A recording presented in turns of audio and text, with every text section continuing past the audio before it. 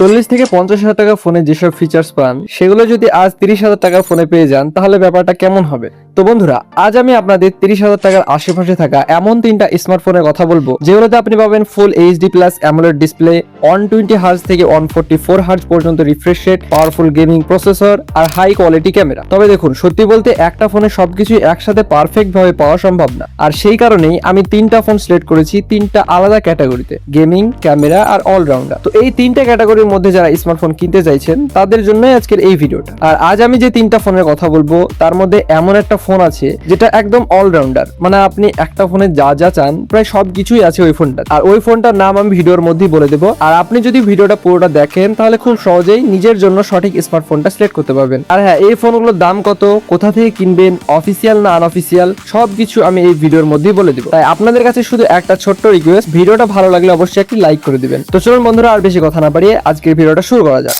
তো বন্ধুরা, এখন কথা বলবো আমাদের আজকের 3 নম্বর স্মার্টফোন নিয়ে, আর এই ফোনটার নাম হচ্ছে Redmi Note 14 Pro 5G। দেখুন, যারা একটা ফোনে premium design, beautiful display, strong battery backup আর ডিসেন্ট ক্যামেরা সবকিছুই একসাথে চান তাদের জন্য এই ফোনটা সত্যি অনেক ভালো একটা অপশন হতে পারে। প্রথমে যদি ডিসপ্লে কথা বলি তাহলে এখানে আপনি পাচ্ছেন 1.5K quad curve AMOLED display, মানে ডিসপ্লে কোয়ালিটি এতটাই সুন্দর যে নেটফ্লিক্স, ইউটিউব বা গেমিং সবকিছু দেখতে একদম ফ্ল্যাগশিপ ফিল দেবে। আর সবচেয়ে ভালো ব্যাপার হচ্ছে এখানে আছে 3000 নিটস পর্যন্ত পিক ব্রাইটনেস, তাই রোদের বাইরে ব্যবহার করলেও ডিসপ্লে একদম ক্লিয়ার দেখা যাবে। এছাড়াও এখানে থাকছে 120 হার্জের smooth refresh rate, Dolby version support আর টিইউভি আই প্রোটেকশন, মানে লং টার্ম ইউজ করলেও চোখে কম প্রেসার পড়বে। এখন যদি পারফরমেন্সের কথা বলি তাহলে এই ফোনে ব্যবহার করা হয়েছে মিডিয়াটেক ডাইমেনসিটি 7300 আলট্রা প্রসেসর, যেটা daily use, multitasking, social media, video editing সবকিছু খুব স্মুথলি হ্যান্ডেল করতে পারবেন। আর ক্যাজুয়াল গেমিং তো খুব ইজিলি করতে পারবেন। বিজিএমআই, ফ্রি ফায়ার, মিডিয়াম থেকে হাই সেটিংসে ভালো পারফরমেন্স পাবেন। এখন আসি ক্যামেরা সেশনে। এখানে আছে সোনি LOD600 সেন্সরের 50 megapixel primary camera with wise, মানে ফটোতে ডিটেইলস,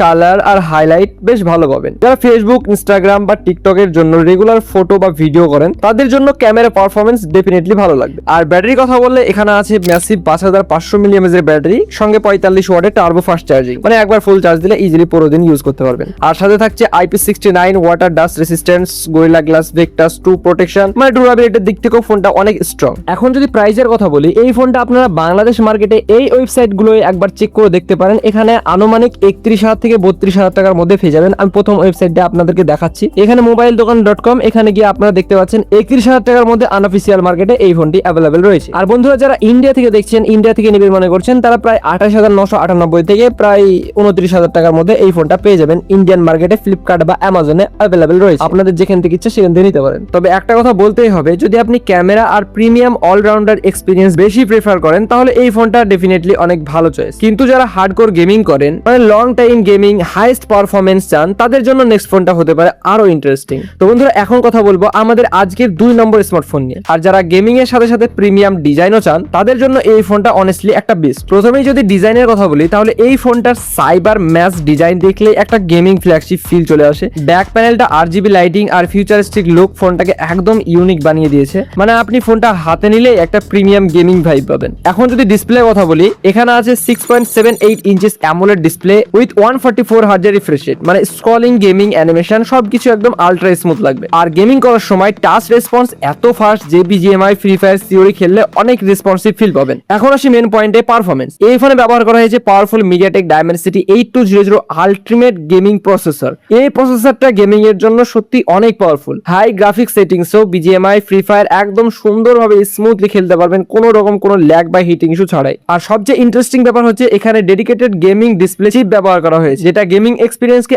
আরো স্মুথ করে তোলে। তাই যারা কম্পিটিটিভ গেমিং করেন তাদের জন্য এই ফোনটা ডেফিনেটলি ভালো একটা চয়েস হতে পারে। ক্যামেরা সেশনে এখানে আপনি পাচ্ছেন 108 মেগাপিক্সেল প্রাইমারি ক্যামেরা, দিনের আলোতে ফটো অনেক শার্প আর ডিটেইলড আসে। তবে অনেস্টলি বললে এই ফোনটা মেন ফোকাস ক্যামেরা না, এই ফোনটা বেসিক্যালি গেমিং বিস্ট হিসাবেই তৈরি করা হয়েছে। ব্যাটারি কথা বললে এখানে আছে 5000 mAh এর ব্যাটারি, সঙ্গে 45 ওয়াটের fast charging. Gaming, streaming, social media সবকিছু মিলিয়ে ইজিলি পুরো দিন ব্যাকআপ পেয়ে যাবেন। আর এবার যদি বন্ধুরা প্রাইজের কথা বলি, এই ফোনটা যারা বাংলাদেশ থেকে দেখছেন তারা বাংলাদেশে এই ওয়েবসাইটগুলোর মধ্যে যে কোনো একটা, যেরকম mobiledokkan.com, আপনি এখানে গিয়ে দেখতে পারেন। আনঅফিসিয়াল মার্কেটে এটা 33,000 টাকার মধ্যে পড়ে যাবে। এবার বন্ধুরা আপনাদেরকে একটা কথা বলি, আমি যেহেতু 30,000 টাকার মধ্যেই ফোনের কথা বলেছি, কিন্তু সব ফোন ধরেন এক দামের মধ্যে পাওয়াটা বা সিলেক্ট করাটা সম্ভব না। তার জন্য এই 3টে ফোন সিলেক্ট করেছি। আপনারা কম ভ্যারিয়েন্ট ইউজ করতে পারেন বা আনঅফিসিয়াল মার্কেটে অন্যান্য জায়গায় দেখতে পারেন, তাহলে 30,000 টাকার আশেপাশে পেয়ে যাবেন। আর বন্ধুরা যারা ইন্ডিয়া থেকে দেখছেন তারা প্রায় 24,999 থেকে 25,000 টাকার মধ্যে এই ফোনটা অ্যাভেলেবেল রয়েছে ফ্লিপকার্ট, অ্যামাজন, আপনারা যেখান থেকে ইচ্ছা সেখান থেকে নিতে পারেন। আর আরেকটা কথা বন্ধুরা আপনাদেরকে বলে রাখি, এই সব ফোনের বাইং লিঙ্ক আমি ভিডিও ডিসক্রিপশন বক্সে দিয়ে রেখেছি, ওখান থেকে আপনারা যদি চান সেখান থেকে নিতে পারেন। সেখানে আমাদের অ্যাফিলিয়েট লিঙ্ক দেওয়া রয়েছে, মানে ওখান থেকে নিলে আপনাদের এক্সট্রা কোনো টাকা পে করতে হবে না, বরঞ্চ ওখান থেকে নিলে আপনারা কিছুটা ডিসকাউন্টে পেয়ে যাবেন। তো অবশ্যই ডিসক্রিপশন বক্সে একবার চেক করে আসবেন। তো বন্ধুরা এখন কথা বলবো আমাদের আজকের 1 নম্বর স্মার্টফোন নিয়ে।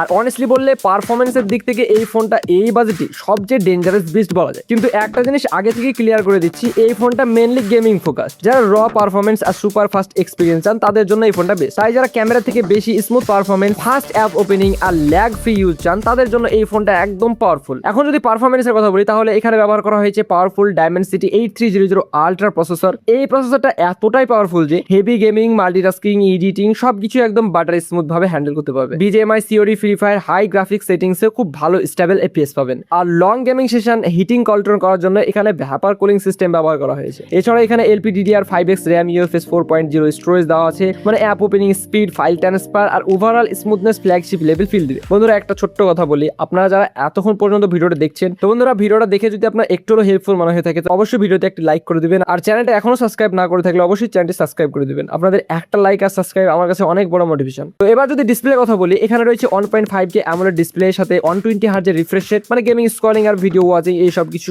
একদম প্রিমিয়াম ভাবে ফিল করতে পারবেন, কোনো কিছু বলার নেই। এবার ক্যামেরা সেশনে একটু ছোট্ট করে বলি, 64 মেগাপিক্সেল ওয়াইস ক্যামেরা, মানে অনেস্টলি ভালো। এমনি নর্মাল ফটো তুললে ঠিকই আছে, খুব সুন্দর। আর দিনের আলোতে ছবি খুব ভালো, ভিডিও স্টেবিলিটিও ভালো। কিন্তু যদি আপনি হার্ডকোর ক্যামেরা লাভার হন তাহলে তো প্রথমেই বললাম এই ফোনটা সেটা আপনাকে ভালো এক্সপিরিয়েন্স দিতে পারবে না। তাহলে Redmi Note 14 Pro আপনার বেশি ভালো লাগতে পারে, মানে ক্যামেরা ফোকাস যদি ফোন চান তাহলে এই ফার্স্টের ফোনটা নিতে পারেন। আর ব্যাটারি কথা বললে এখানে আছে 5000 mAh ব্যাটারি, সঙ্গে 67 ওয়াটের টার্বো ফাস্ট চার্জিং, মানে খুব ফাস্ট চার্জিং হয়ে যাবে আর ইজিলি পুরো দিন ব্যাকআপ পেয়ে যাবেন। তো এবার যদি প্রাইসের কথা বলি বন্ধুরা, এই ফোনটা আপনারা এই ওয়েবসাইটে গিয়ে দেখতে পারেন, বাংলাদেশ mobiledokkan.com। এই ওয়েবসাইটে গিয়ে যদি আপনারা দেখেন তাহলে 30,999 টাকায় 8 GB ভ্যারিয়েন্ট আপনারা এখানে অ্যাভেলেবেল রয়েছে, এখান থেকে আপনারা নিতে পারেন। যারা মূলত বাংলাদেশ থেকে দেখছেন তারা এই ওয়েবসাইটে গিয়ে দেখতে পারেন। আর বন্ধুরা যারা ইন্ডিয়া থেকে দেখছেন তারা এই ফোনটা 28,000 টাকার মধ্যে বেস্ট ভ্যারিয়েন্ট, মানে 12 GB RAM 512 GB স্টোরেজ ভার্সনটা পেয়ে যাবেন। আপনারা মন করলে এখান থেকেও দেখতে পারেন। তো যদি আপনার মেন প্রায়োরিটি হয় fast performance, zero lag experience, heavy gaming আর লং টার্ম স্মুথ ইউজ, তাহলে এই ফোনটা চোখ বন্ধ করে নিতে পারেন। তো বন্ধুরা আজকের ভিডিওতে থাকা 3টা ফোনের মধ্যে আপনার কাছে কোন ফোনটা সবচেয়ে বেশি ভালো লেগেছে সেটা অবশ্যই কমেন্ট করে জানাবেন। আর বন্ধুরা আপনারা কমেন্টে অবশ্যই জানাবেন আপনারা ভিডিওটা কোথা থেকে দেখছেন। যারা ইন্ডিয়া থেকে দেখছেন কমেন্টে ইন্ডিয়া লিখে জানাবেন, আর যারা বাংলাদেশ থেকে দেখছেন তারা কমেন্টে বাংলাদেশ লিখে জানাবেন। আর আপনারা এখন কোন ফোনটা ইউজ করছেন, সেটা পারফরমেন্স কেমন দিচ্ছে অবশ্যই কমেন্টে শেয়ার করবেন। এতে যারা নতুন ফোন কিনতে যাচ্ছেন তাদের ক্ষেত্রে একটু সাহায্য হয়ে যেতে পারে। আর যদি ভিডিওটা আপনাদের একটু হলো হেল্পফুল মনে হয়ে থাকে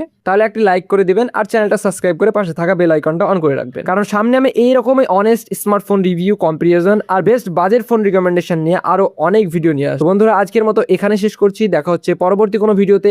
ততক্ষণ পর্যন্ত সবাই ভালো থাকবেন, সুস্থ থাকবেন, আল্লাহ হাফেজ।